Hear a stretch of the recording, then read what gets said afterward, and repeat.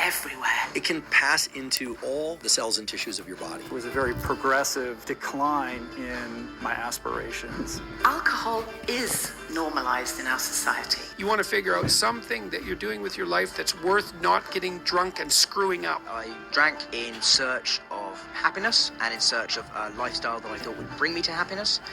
It didn't, and I woke up one morning going, wow, I've drank a lot, but I'm still not happy.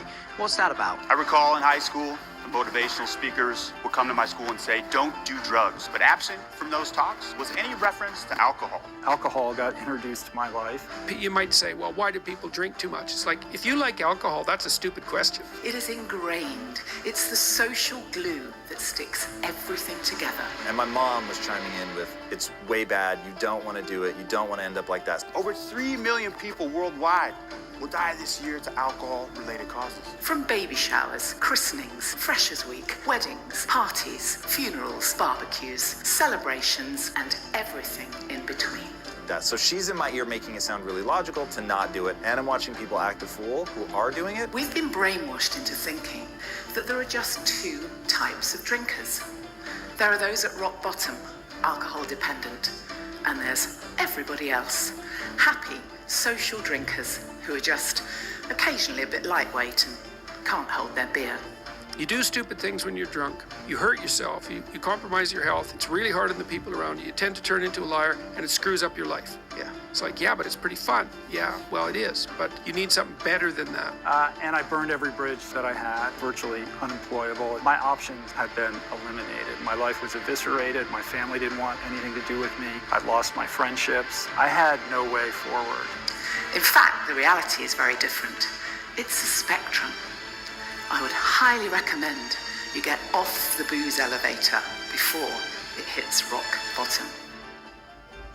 And I just continued to dig that hole deeper and deeper and deeper until one day I had that moment that you hear with people who are in recovery, that moment of clarity where I realized I just couldn't live this way any longer. My elevator had, gone down to the bottom floor.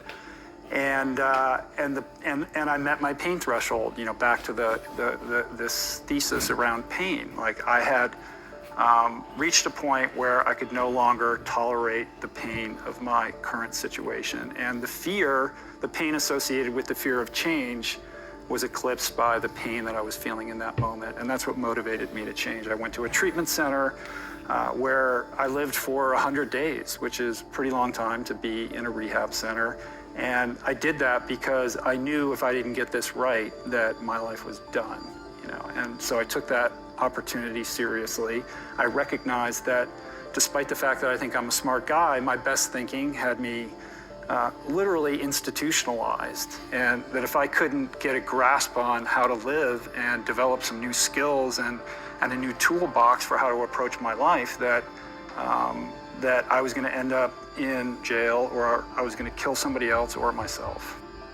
Now we're about a year and a half later, and my life has turned around immeasurably. It's a wonderful thing, and I say to anybody watching or you're listening to this that it's that there is a lot of pressure on young people not to drink necessarily, but to find happiness through going out and getting mashed,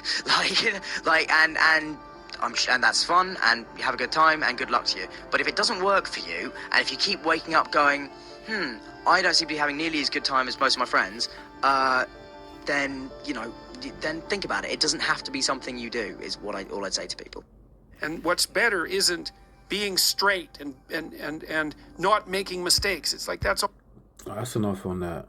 Salaki for the drawn-out introduction. First and foremost, I want to give all honor and glory to Yahweh, Bahasham, Yahweh Shai, Bahashem, Rakakadash. Double honors to the elders and apostles of GMS from who I learned from. Shalom to the Hofa elect, preaching this word in truth and sincerity. To you ribs, Jesus out there, learning in silence and staying in order. The reason why I'm making this video is because I myself, in the past, before coming into this truth, always struggled with drinking, over drinking. It started really, really young in my teens, after I lost my father, The people in my neighborhood thought that I could numb my feelings with alcohol, which it did work, but it created an issue where I dealt with alcohol with everything, to a point where by the time I turned 17, 18 years old, I was in the hospital because I was puking up chunks of blood. I had a hole in my stomach, and I had a stomach ulcer. And I had to get a tube put in my nose through my mouth to pump liquids in to help seal that ulcer. Man, I could have died for sure. I was drinking about a bottle of E&J every day with my friends. And I started to drink a bottle by myself. And that's where it took a toll on me. And then after I had gone through, pumping of the stomach and stuff like that, I couldn't even smell alcohol for a good 5 years because it made my stomach turn.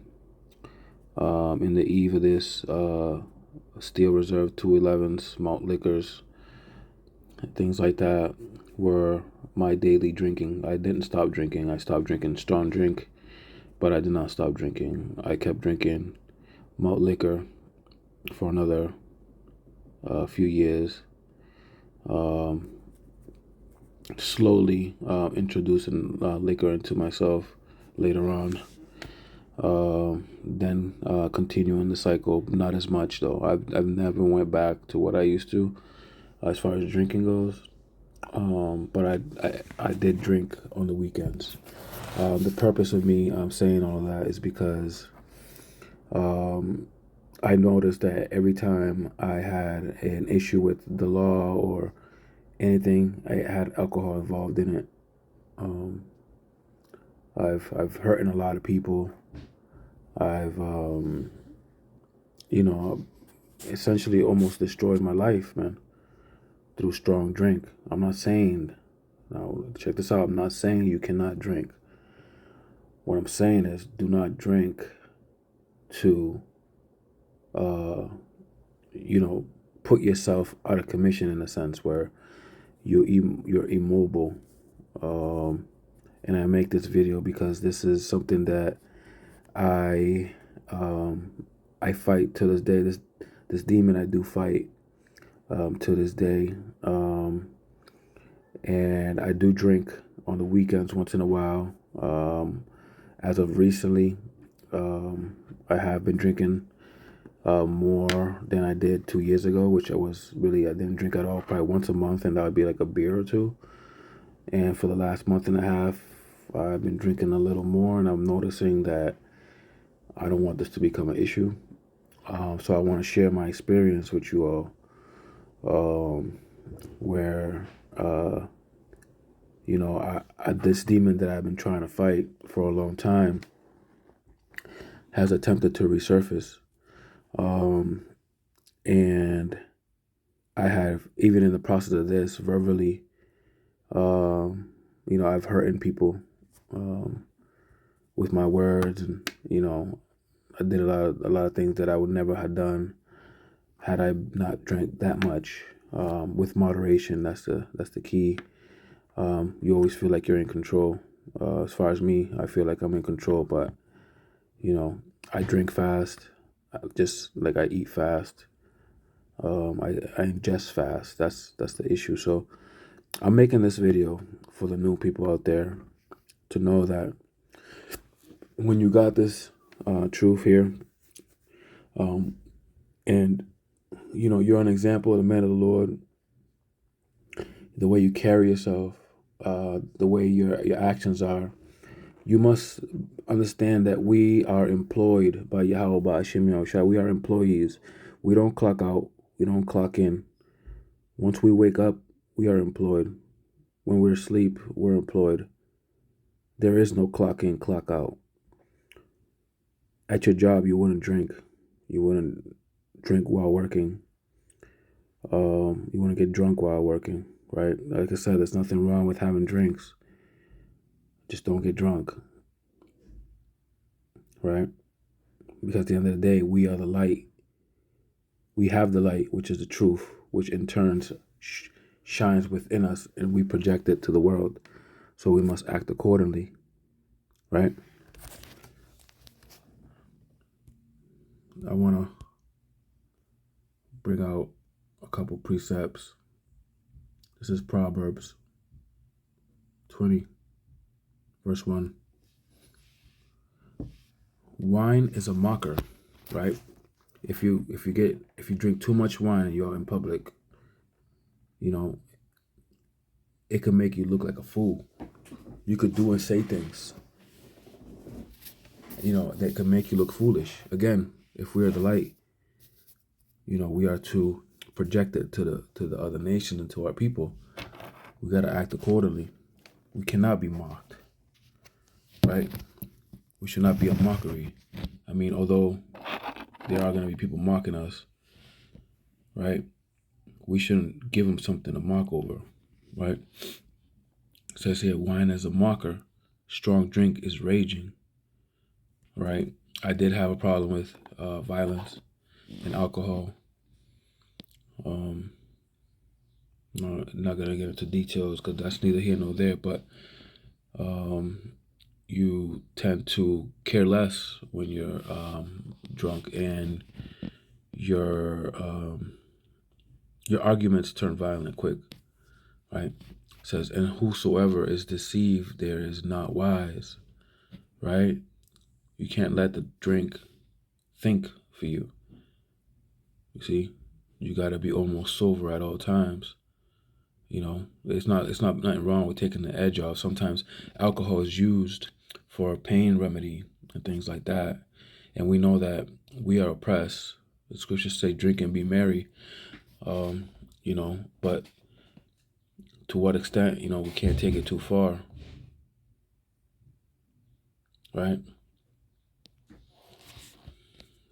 Let's take us to Proverbs chapter 31. Start at verse 4. Is it not for kings, O Lemuel? Is it not for kings to drink wine, nor for princes strong drink? Lest they drink and forget the law, right? You cannot drink to a point where you're breaking law, statutes, and commandments, making yourself a fool, a mockery, right? You're putting your hands on people, verbally assaulting people. You see what I'm saying? In any shape or form, right? The Muslims call liquor wine, the wine and spirits. They say that in spirits it's al-gawal, something like that, which means spirit, or which means demon spirit. That's their thing, right? But I bring that up to say that while drinking a lot of alcohol does let demons come in. I can't deny that. You see, it could go either way for you. I'm just saying that if alcohol was an issue in your life, you must drink in super moderation, more so than others. Right? It says here, lest they drink and forget the law and pervert the judgment of any of the afflicted. Right? So, you shouldn't drink strong drink to a point where it's going to make you go off. But you could give extra strong drink to someone who's dying, or who's sick, or who has pain, or is on their way out. Because it is a healing tool as well. Right? Verse 6, give strong drink unto him that is ready to perish, and wine unto those that be of heavy heart. Letting you know that when someone's perishing, they're in heavy pain. And it completely shuts you out, man. See? There's a balance to this thing. Know your balance. Right? Some more than others, some less than others. Right? Go to the book of Isaiah, chapter 5 and 11. Woe unto them that rise up early in the morning, right? This is something I did in my past life growing up, waking up, going outside, seeing the other alcoholics and meeting up, drinking at parks and stuff like that, straight bumming, right? This is bad, right? Woe unto them that rise up early in the morning, that they may follow strong drink, that continue until night, till wine inflame them. See? Destruction unto them. We have to be careful, man. Alcohol could be considered a drug if you're not careful. Right? And the harp and the viol, which are instruments to play music. These are parties, right? It says in the harp, in the viol, the tarpret, and the pipe, and the wine are in their feast. But they regard not the work of Yahweh Ba'ashim Yahushai. Why? Because their mind is gone. They're on another level, man. They're on party mode. They're in the house of myrrh, right? And then you're not going to regard the law, statutes, commandments, the Lord, what He put you here, what your mission objective is, man. That's why. Neither consider the operations of His hands, right? You're not considering, man. You're acting a fool. You're putting your life at risk. You're acting more riskier, right? Where the elements of Yahweh Ba'ashim Yahushai all around us, man, could take you out at any second, right? I think it's best for some that have issues to be more closer to John the Baptist. I say this because he was highly esteemed. He was much beloved in the eyes of Yahweh Ba'ashim Yahushai and the way he conducted himself. Right? Let's go to the book of Luke, chapter 1, and verse 13. It says here, but the angel said unto him, fear not, Zacharias, which is the father of John the Baptist, says, for thy prayers is heard, and thy wife Elizabeth shall bear thee a son, and thou shalt call his name John. And thou shalt have joy and gladness, and many shall rejoice at his birth. Right? For he shall be great in the sight of Yahweh Ba'ashim Yahushai, and shall drink neither wine nor strong drink, and he shall be filled with the Holy Ghost, even from his mother's womb. And many of the children of Israel shall be turned to Yahweh Ba'ashim Yahushai, their power. Man, that's who I want to be like. I've been really self-examining myself, and that's where I'm at. I feel like I had to share that with y'all to let you know. Don't let it go too far. And with that, I'm going to say shalom.